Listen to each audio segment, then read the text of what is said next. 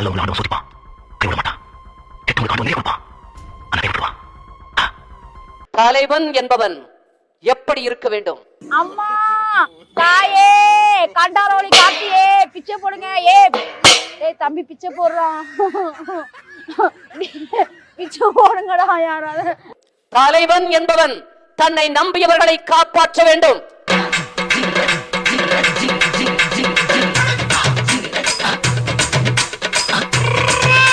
தலைவன் என்பவன் எப்படி இருக்க வேண்டும்? நாயகன், சாமானிய நாயகன், தமிழக தாயமிக்க உறுதி கொண்ட ஒரு மகன்.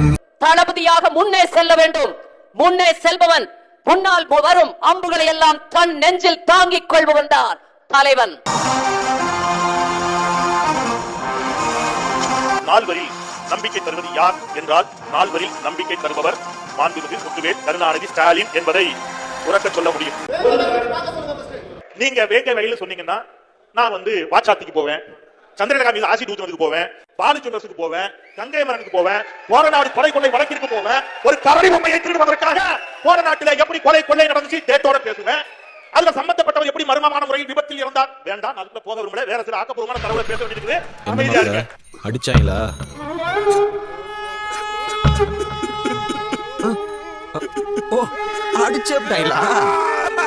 கூட்டத்தை பார்த்து தான் எல்லா கட்சியும் பயந்து போயிருக்கீங்க அப்படிங்கிறாங்க. ஆமா எல்லாரும் பயப்படுறாங்க அப்படின்னு அவங்க யார் சொல்றாங்கன்னா அவங்களே சொல்றாங்க அப்படிங்கறதுதான். அவர் யாருன்னா ஆடிக்கு ஒருக்க அமாவாசைக்கு ஒருக்க வர மாட்டாரு. பல பல அமாவாசைகளுக்கு ஒருக்க, பல பௌர்ணமிகளுக்கு ஒருக்க தான் வருவாரு. வந்து எதிர்கருத்து உள்ளவன்ட்டையோ செய்தியாளர்கிட்டயோ பேச மாட்டாரு. அவரை பார்த்தோன்னே கை தட்டுறாங்கல்ல அவங்கள்ட்ட மட்டும் தான் பேசுவாரு. அதாவது கழுது மேய்க்கிற பையனுக்கு இப்படி ஒரு அறிவான்னு உன் மேல எல்லாருக்கும் பொறாமடா. அவரை பார்த்த உடனே என் புருஷனை விஷ வச்சு கொள்ளுவேன்னு சொல்லுங்க, அந்த பொங்கல்கிட்ட மட்டும் தான் பேசுவார். சோத்திரை அடி வாங்கியாச்சு, சேத்திரை அடி வாங்கி. குழந்தை என்னங்க குழந்தை? 10 மாசம் கருவுல இருந்து பிறக்கிற குழந்தை ரொம்ப முக்கியமா? என் தலைவனோட ஹேர் ஸ்டைல பார்த்தா போதும் சொல்லுது பாருங்க. அந்த மாதிரி கூட்டத்துல நின்று பேசி கைத்தட்டி வாங்கிட்டு போவாரு. வில்லங்கத்தை விலை கொடுத்து வாங்கி டெக்கரேட் பண்ணி கூட்டி வந்திருக்காங்களே, எவ்வளவு இடைஞ்சல் பண்றாங்க.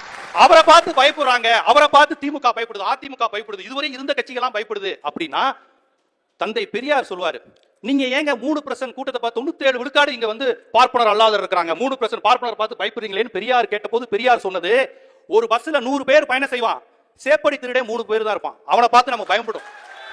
இல்ல பயப்படணும்.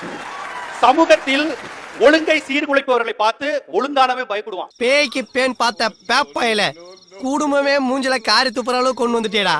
ஆனா ஒண்ணு, குடிகார சவகாசம் கொலநாசம்ன்றத கரெக்டா காமிச்சிட்டான். ஒரு ரூபா நோட்டுன்னு எடுத்தா 2 பக்கம் இருக்கு இல்லையா? ஒரு பக்கம் மட்டும் நல்லா பல பல பல பல பலன்னு ஜொலிக்குது, அந்த பக்கம் ஒண்ணுமே இல்லைன்னா அதுக்கு பேர் என்ன? அந்த நோட்டு செல்லுபடி ஆகுமா? அப்போ இன்னைக்கு நம்மளுடைய ஜிடிபி 11.9% இருந்தாலும் 65 to 70% மக்கள் நம்பி இருக்கக்கூடிய விவசாயம் நெகட்டிவ் growth.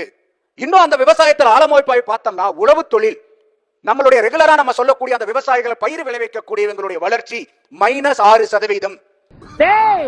என்ன நீ ஒண்ணும் நடக்காதுடா.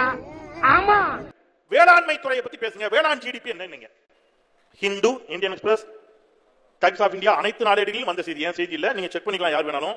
Tamil Nadu registered an impressive average agriculture growth rate of 5.66%, a substantial improvement compared to the 1.36% growth recorded between 2012 இருந்து 2013, 2020 இருந்து 2021. அதாவது 2012 இருந்து 2021 வரையிலான அஇஅதிமுக ஆட்சி காலத்தை விட திமுகவினுடைய இந்த 4.5 ஆண்டு கால ஆட்சியில் வேளாண் துறையினுடைய ஜிடிபியும் உயர்ந்திருக்கிறது என்று ஒன்றிய அரசு கொடுத்த புள்ளி விவரத்தை அனைத்து பத்திரிகைகளும் கொடுத்திருக்கிறார்கள். 2012 இருந்து 2021 1.36, 2021 இருந்து இப்போ வரைக்கும் 5.66% விவசாயத்துறையினுடைய ஜிடிபி. எதையும் எல்லாமே டேட்டா தான், டேட்டா இல்லாம நம்ம இங்க பேச வேண்டாம் அப்படின்னு நான் அன்போடு சொல்லி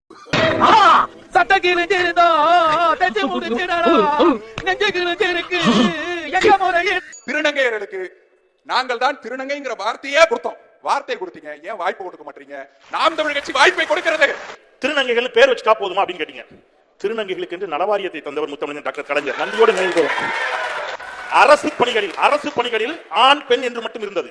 அதில் நீங்க திருநங்கையா திருநம்பியான்னு குறிப்பிடுவதற்கு ஒரு காலம் ஒதுக்கி இன்றைக்கு தமிழ்நாட்டினுடைய அரசு பணிகளில் எத்தனை திருநங்கைகள் திருநம்பிகள் பணியாற்றுகிறார்கள் என்று உங்களுக்கு தெரியுமா?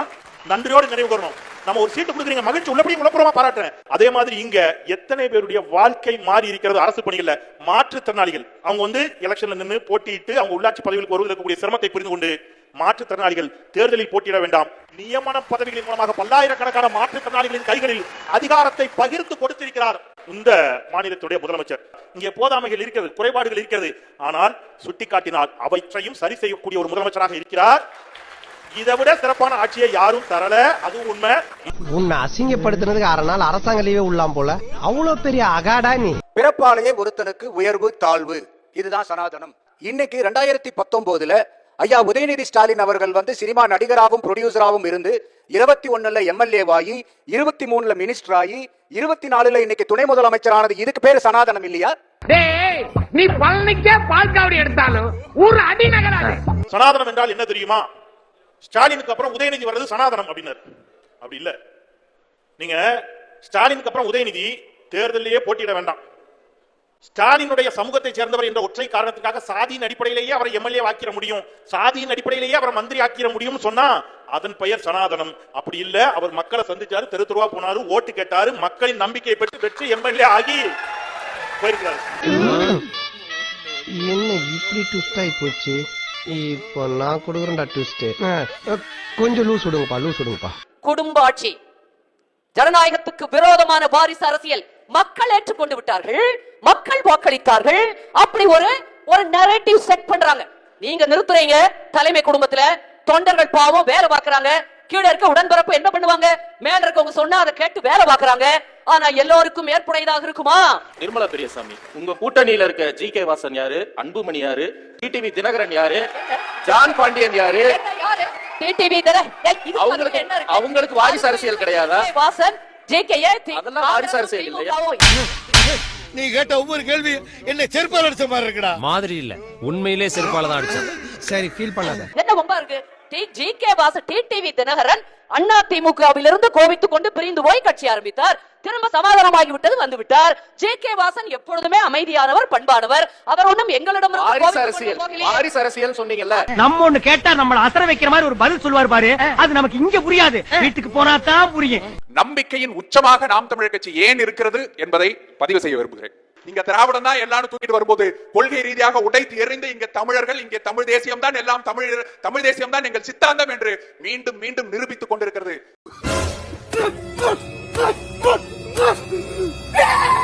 இந்த முறை தட்டுறோம், தூக்குறோம். நன்றி, வணக்கம், நாம் தமிழர். சீமானனை வந்தா மாத்திடுவார் அப்படின்னா அவர் சொன்ன பதில கேட்டு நான் உண்மையிலே ஸ்டன் ஆயிட்டேன். அப்படி ஒரு பதில யாரும் எதிர்பார்க்க முடியாது. ஒரு இணை ஊடகத்துக்கு பேட்டி கொடுக்குறாரு. ஜிஎஸ்டி நான் வந்ததுக்கு அப்புறம் ஜிஎஸ்டி வசூலிச்சுவானா அப்படிங்கிறாரு. அவர் கேட்கிறாரு, அவர் சிரிக்கிறார். நெறியாளர், என்ன சிரிக்கிற? அண்ணா அது சென்ட்ரல்னா அது இங்க இருக்கு. நீங்க ஜிஎஸ்டி வரி எல்லாம் அப்படி நம்ம இஷ்டத்துக்கு மாத்த முடியாது. ஜிஎஸ்டி, ஜிடிபி போன்றவற்றை புரிந்து ஆதாரங்களோடு பேசினால் அது ஆக சிறந்ததாக இருக்கும்.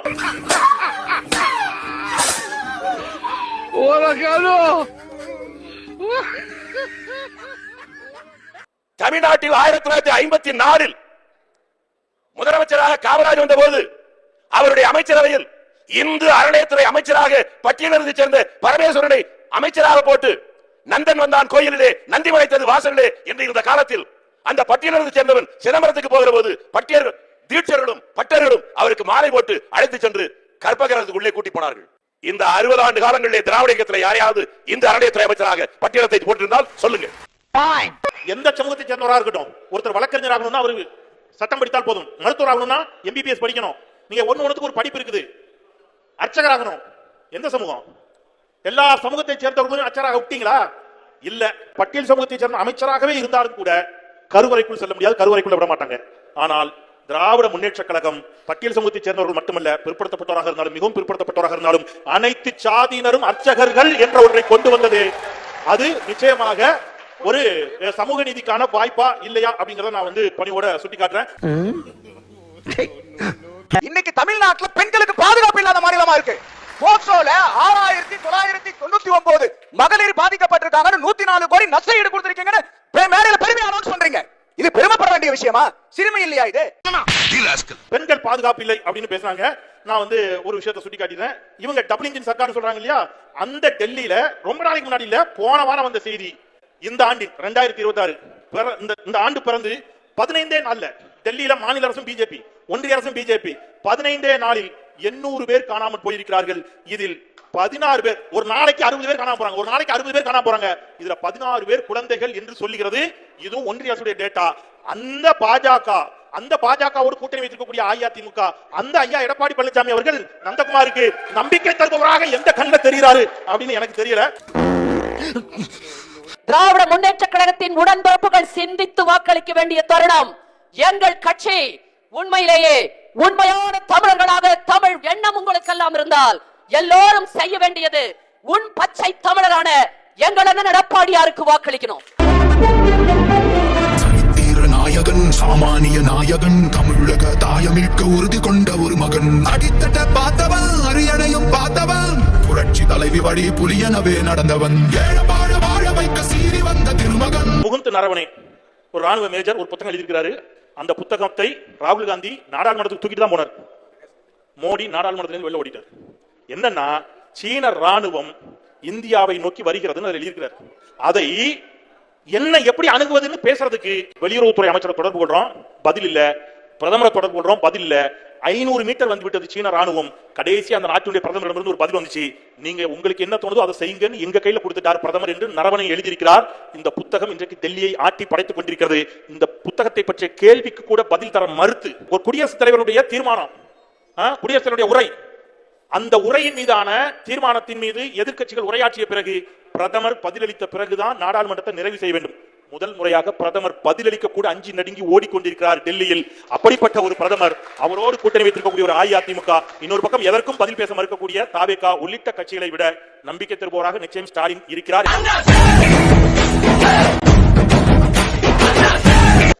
எங்கள் இனத்தை கொன்றொழித்த காங்கிரஸ், அந்த காங்கிரசின் கையிலே முழுவதுமாக ரத்த கரை பிடிந்து, அந்த ரத்த கரை முழுவதுமாக சீழ்பிடித்து சீழ் கையாக இருக்கிற இந்த காங்கிரஸோடு கூட்டணிக்காக ஏங்கிக் கொண்டு சீழ்கை சின்னத்தை தூக்கிக் கொண்டு நீங்கள் வருவீர்களே, ஆனால் ஒருபோதும் மக்களை உங்களை நம்ப மாட்டார்கள், ஒருபோதும் நம்ப மாட்டார்கள். அதை நான் சொல்லி முடிக்கிறேன். அப்படியாடா மயிறு தம்பி முன்னால ஒன்று சொன்னார். இலங்கை தமிழர்களை கொன்று குவித்தது காங்கிரஸ். இலங்கையில் இருக்கிற போராளிகள் யாராக இருந்தாலும் அவர்களுக்கு பயிற்சி தந்து ஆயுதம் தந்தது நீங்களா? காங்கிரஸ் ஆட்சி இல்லையா? இந்திரா காந்தி இல்லையா? அங்கே குண்டு போட்டு கொலை பண்ணாங்கன்னு சொன்னீங்களே. உக்ரைனை சேர்ந்த பெண் விமானிகள் நாங்கள் தான் அங்கே போய் கொத்து குண்டு போட்டு சொன்னதுக்கு அப்புறமும் சொல்லலாமா? அசிங்கமா கேட்போம், கேவலம் கேட்போம். இல்லங்க நான் பார்த்து கேட்கிறேன். கூட்டம் வருதுன்னா விஜய்க்கு பின்னால ஆடு மாடு நாய் நரியா போயிருக்கு. மனிதர்கள் போனாங்க. காசு கொடுத்து கூட்டாலே வரமாட்டேங்குது கூட்டம். கூட்டம் முடிஞ்சோடனே எல்லாருக்கும் பட்டுவாடா பண்றது வீடியோல வந்துகிட்டு இருக்கு.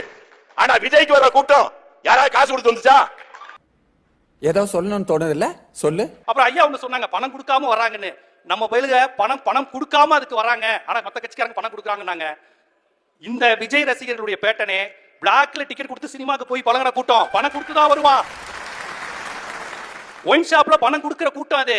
நம்ம ஆட்கள் எல்லாருமே தப்பான இடத்துக்கு பணம் கொடுக்க ரெடியா இருப்பான். 2 குத்தாட்டம், 4 பஞ்சு டைலாக், 4 ஹீரோயிசம் பேசுற படத்துக்கு 200 ரூபாய் டிக்கெட்டா 1000 ரூபாய் கொடுத்து பழகின கூட்டம். அப்படியே உருவாக்கி வச்சிருக்காங்க அந்த சினிமா நடிகர். அப்படி உருவான கூட்டம். இவன் விஜய நேர்ல பார்க்க எப்படி கூட்டம் வராம இருக்கும்?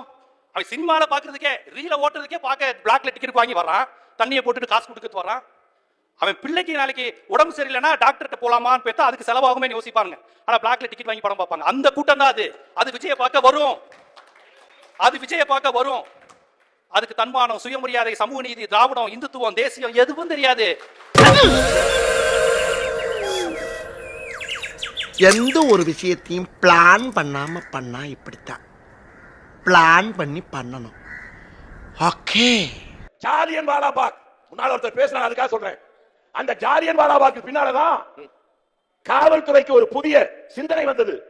ஒரு அனுமதி தந்தார், ஒரு விபரீதமான அசாத்திய சூழ்நிலை வந்தார், அந்த மக்கள் கலைந்து செய்வதற்கான வழி இருக்கா என்று பார்த்துதான் அனுமதி தரணும்.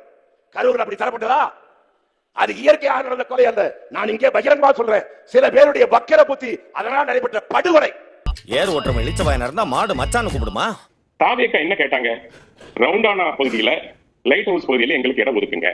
அது எனக்குரிய 1.5 லட்சம் சதுர ஸ்கொயர் ஃபீட் அனுமதிக்கப்பட்ட இடம் அது. ஒரு 60,000 பேர் உட்கார முடியும், இல்ல 60,000 பேர் நிக்க முடியும். அந்த ரவுண்டான கேக்குறாரு நேத்து அதையும் தெளிவா சொல்லிட்டாங்க. அதுக்கு பக்கத்துல ஒரு பெரிய ட்ரைனேஜோட அந்த இது இருக்குது, இந்த பக்கம் வந்து என்ன இருக்குது, அந்த பக்கம் பெட்ரோல் பங்க் இருக்குது, இவ்வளத்தையும் கொடுத்துட்டாங்க. ஒருவேளை இப்ப அங்க கொடுத்துட்டீங்க, அங்க பெட்ரோல் பங்க் பக்கத்துல கொடுத்து விபத்து ஆயிடுச்சு.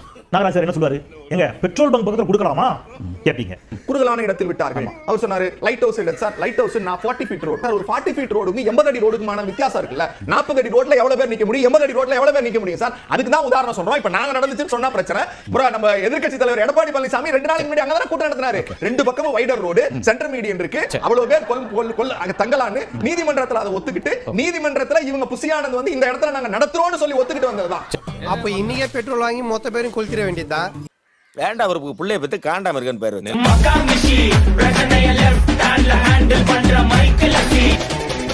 வந்துட்டாயா வந்துட்டாயா.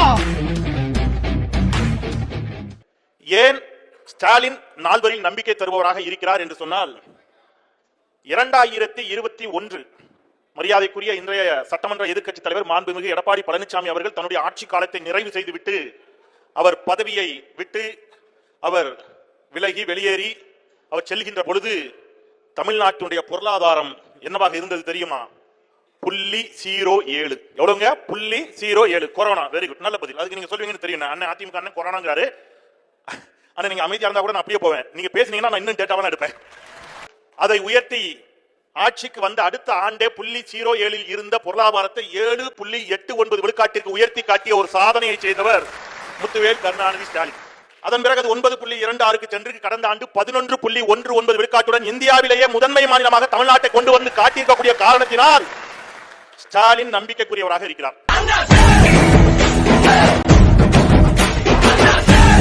சொன்னாங்க கொரோனா, அதுக்கு முன்னாடி என்ன இருந்துச்சு அதை சொல்லுங்க. 11.19 ஆனது சொன்னீங்க. அதுக்கு முன்னாடி உண்மையிலே அதுக்கு முன்னாடி அதிகமா தான் இருந்துச்சு. உண்மை அதுக்கு முன்னாடி எவ்வளவு இருந்துச்சு தெரியுமா? 13.12 இருந்துச்சு. உண்மை. அது யார் ஆட்சி காலத்துல? முத்தமிழர் டாக்டர் கலைஞர் ஆட்சி காலத்தில் 2010-11 ஆண்டு காலத்தில் தமிழ்நாட்டுடைய பொருளாதாரம் 13.12. 2011 தேர்தலில் மறைந்த மரியாதைக்குரிய மேடம் ஜெயலலிதா அவர்கள் முதலமைச்சராக பொறுப்பேற்றுக் கொள்கிறார். மேடம் பொறுப்பேற்ற பிறகு 13.12 இருந்த பொருளாதாரம் 7.6க்கு வந்து 5.27க்கு போய் 4.92க்கு வந்து கழுத தெரிஞ்சு கட்டருமாய் அப்படியே குறைஞ்சி 3.25க்கு வந்து ஐயா எடப்பாடியாரு 0.07 விட்டுட்டு ஸ்டாலின் கையில் ஆட்சியை கொடுத்துட்டு போனாரு. 4.5 ஆண்டு காலத்தில் இந்தியாவின் முதன்மை மாநிலமாக மாற்றி இருக்கக்கூடிய காரணத்தினால் நம்பிக்கை தருபவராக ஐயா ஸ்டாலின் இருக்கிறார்.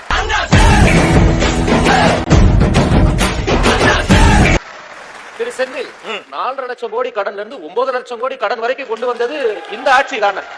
அதையும் கேட்கிறாங்கல்ல. கலைஞர் 2011 விட்டுட்டு போகும்போது கடன் எவ்வளவு தெரியுமா? அதையும் சேர்த்து சொல்லுங்க. அதன் பிறகு 4 வருஷத்துல அம்மையார் வாங்கின கடன் எவ்வளவு தெரியுமா? அதுக்கு வட்டி எவ்வளவு கட்டுறோம் தெரியுமா? சார், இப்ப நான் இப்படி உங்களுக்கு எளிய முறையில புரியுற மாதிரி சொல்றேன். ஒருத்தர் கடன் வாங்கி இருக்காரு. கடன் வாங்கி என்னப்பா செஞ்ச? ஆனா வீட்டு லோன் போட்டிருக்கேன், வீடு இருந்தா இருக்கு. வேற என்ன லோன் இருக்கு? கார் லோன் போட்டிருக்கேன், அந்த கார் இருந்தா இருக்கு. வேற என்ன இருக்கு? பொண்ணை கல்யாணம் பண்ணி கொடுத்துருக்கேன், வீட்டுல எவ்வளவு நகை இருக்கு, லேண்ட் இருக்கு. இவரும் கடன்காரரு. நீங்களும் கடன் வாங்கினீங்க. 10 வருஷத்துல தமிழ்நாட்டை என்ன ஆக்கி வச்சீங்க?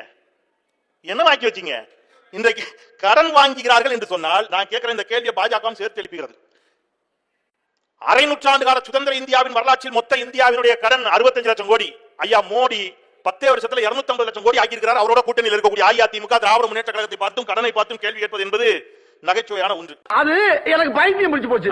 நான் லூசு. 4 தினங்களுக்கு முன்பாக அமெரிக்காவுடைய வெள்ளை மாளிகை ஒரு ட்விட்டரை போடுறாங்க, ஒரு ட்வீட் போடுறாங்க. ரஷ்யாவிடமிருந்து எண்ணெய் வாங்குவதை நிறுத்திக் கொள்வதாக பிரதமர் மோடி அறிவித்திருக்கிறார். அமெரிக்காவிடமிருந்து நிறைய கொள்முதல் செய்வதாகவும் அவர் அறிவித்திருக்கிறார், வாக்குறுதி தந்திருக்கிறார் என்று வெள்ளை மாளிகை ஒரு ட்வீட் போடுது.